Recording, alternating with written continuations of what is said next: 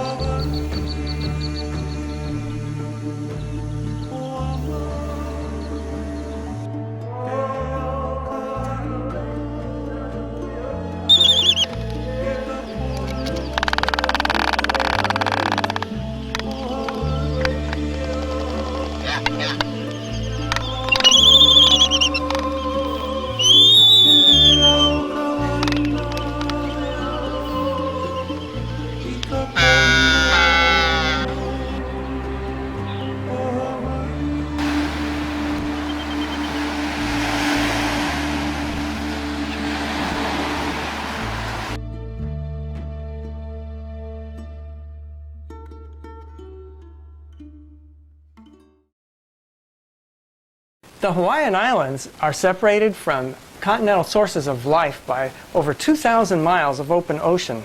And so biologists have calculated that on average, maybe every 50 to 70,000 years, you might expect a species of animal or plant to wash up on the shore. And yet there are several thousand species that only occur in the Hawaiian archipelago. We call those species endemic species.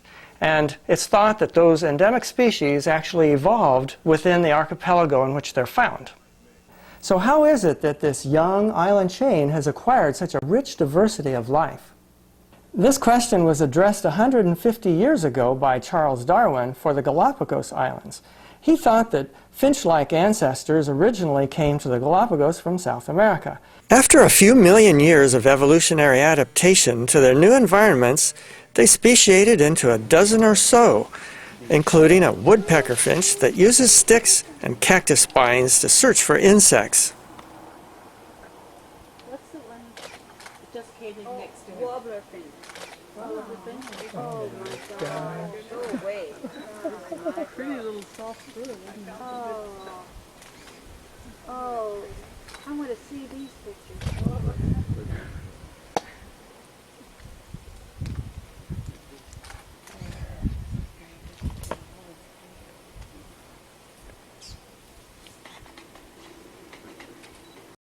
The honeycreepers of Hawaii have undergone adaptive radiation there, too. There are at least 29 surviving species, plus others known only as fossils. Many species have been wiped out since the arrival of the Polynesians and other human immigrants. Some of the honeycreepers have strongly curved bills, well suited to the flowers from which they get their nectar. Another kind is a woodpecker analog. It has a stout lower bill it uses to peck holes in wood seeking insects, with a long, thin upper bill that it uses to winkle out the insects. They are so diverse that biologists felt that it should have taken well over 5 million years to collect and evolve these species. So have the Hawaiian Islands been around long enough to allow the production of these species? Visitors can see that the western Hawaiian Islands are the oldest just by seeing how eroded and low they are. Using radioactive decay techniques, geologists have found that Niihau is the oldest island in the main chain, about 5 million years old. The volcanic islands get consecutively younger as we move toward the Big Island. And even farther than the Big Island, southeast of it is Loihi, and it's presently building itself up, and it's 3,000 feet from the surface of the sea. But don't rush to exercise any real estate options yet, because it's going to keep building for another 200,000 years before it breaks surface. In this animation made at MJC, one sees Loihi underwater southeast of the Big Island, with its two volcanoes, Mauna Loa and Mauna Kea.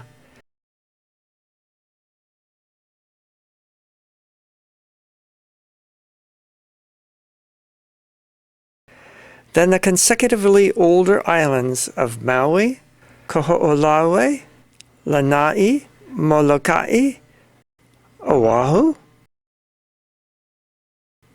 Kauai, and Niihau.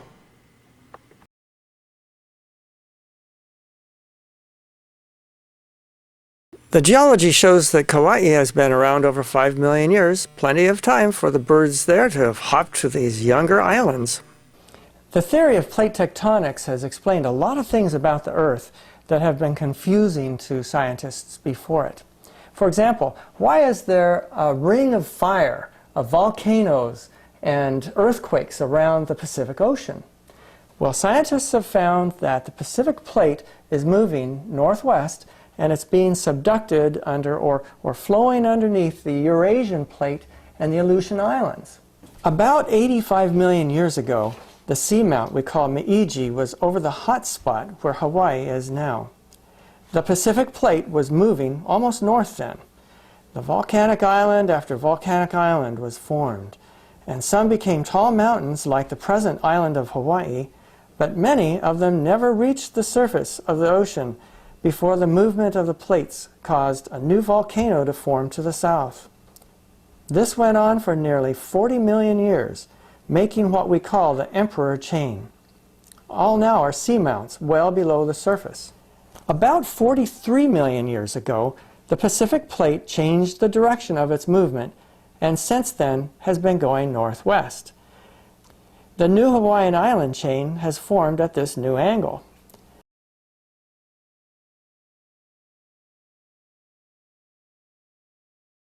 Why is it that all of the Emperor volcano chains are drowned seamounts, and only the younger Hawaiian volcanoes are actual islands? Charles Darwin was the first to deduce the true life stories of such islands. Darwin was the geologist naturalist aboard the HMS Beagle. The Beagle sailed around the world, taking 5 years from 1831 to 1836 to complete the trip. Its captain was charged with mapping and investigating the lands and ocean along the route. In tropical areas, Darwin saw 3 categories of coral reefs: fringing reefs, where the coral is close in to the volcanic island, and barrier reefs, where the coral grows some distance from the volcano with a lagoon in between, and coral atolls, where there is no volcanic land. Darwin brilliantly saw that the 3 were different stages of island evolution. If the plate moves the atoll too far north, past the latitude of about Curie Island, the waters become too cold for coral atolls to grow, and the continued subsidence kills the atoll, turning it into a flat-topped seamount or guyot. This graph shows each island that has formed, showing how high it rose above the sea and time it was above the surface. The first island, Detroit, was above the sea for only 1/2 million years. Jimu is the first very high island, appearing about 70 million years ago, being eroded and sinking into the sea by 10 million years after that. Consecutively, high islands formed and sunk for 40 million years, and high island life might have hopped from island to island as the island sunk. But by 34 million years ago, there were no islands, and all of the land life that might have collected and evolved by that time perished. Then Curie Island appeared 30 million years ago, and since then there have always been multiple high islands available for island hopping. The present Hawaiian islands we have now are expected to be islands for up to 16 million more years. These geological discoveries have explained how the species we see in Hawaii today may have been evolving on the islands for up to 30 million years. Plenty of time to explain the diversity we see. This honeycreeper is the Pelida. It has a powerful finch-like beak for cracking open seeds. The Akoikoi has a slender beak for feeding on insects and nectar, and a crest of white feathers at the base of its beak. The iiwi has a long curved bill for probing for nectar in deep flowers. The Akai poluau has a dual-purpose beak. The lower bill is used to chip away bark to find insects, and the finer upper bill winkles them out.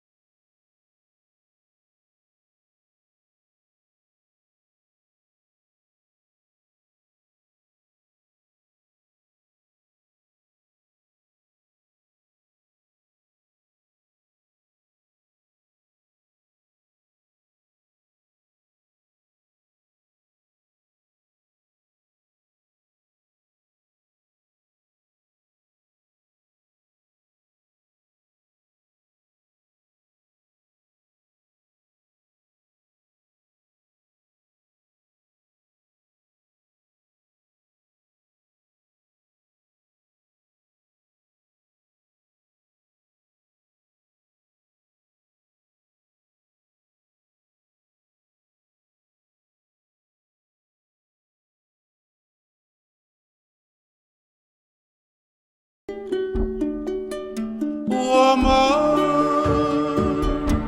ke ao ka aina